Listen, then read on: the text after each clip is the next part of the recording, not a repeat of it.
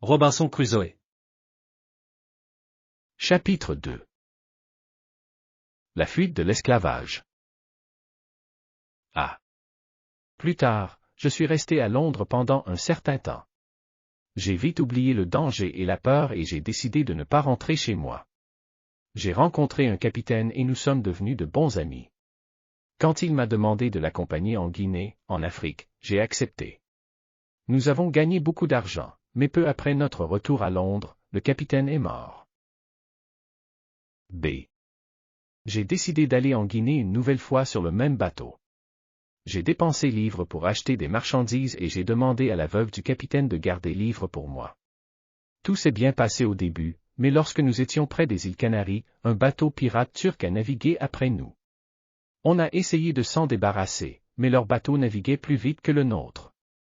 Après un long et dur combat, nous sommes devenus leurs prisonniers. On nous a emmenés au port de Salé au Maroc. Le capitaine turc m'a gardé pour lui et tous les autres ont été envoyés au palais du roi comme esclaves. Ce fut un changement soudain et terrible de ma vie. Je suis devenu l'esclave d'un homme d'affaires et le capitaine était mon maître. Je pensais que le capitaine m'emmènerait en mer. J'espérais qu'un jour un navire de guerre espagnol ou portugais attraperait son navire et me sauverait. Mais malheureusement, il m'a toujours laissé à la maison pour travailler dans le jardin et la maison. Chaque jour, je pensais à comment m'échapper, mais ce n'était jamais possible. Pendant 2 longues années, j'ai vécu la vie d'un esclave et j'ai aspiré à retrouver la liberté. 2 ans plus tard, l'occasion s'est enfin présentée.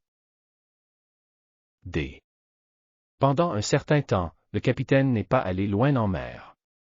Mais il allait souvent pêcher et chasser les oiseaux de mer dans un bateau. J'étais assez doué et il m'a toujours emmené, un homme et un garçon avec lui.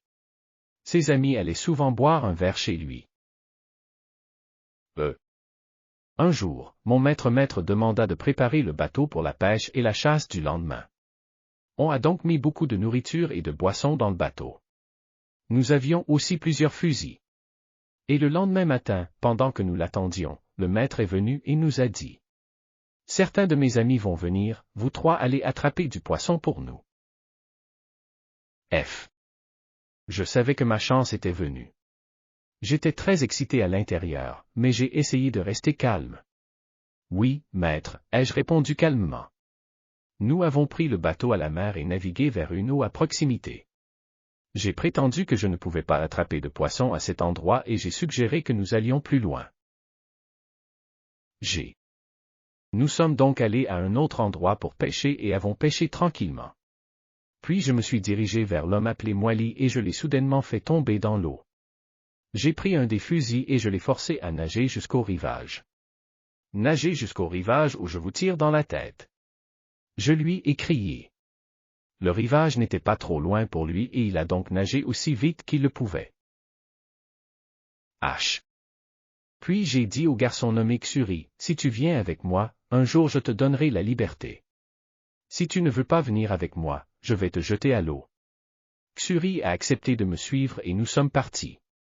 Au début, lorsque Moali était encore en vue, nous avons fait route vers Gibraltar et lorsqu'il était hors de vue, nous avons fait route vers le sud. Je voulais que mon maître pense que je naviguais vers Gibraltar. En fait, j'ai navigué jusqu'aux îles Canaries, dans le sud.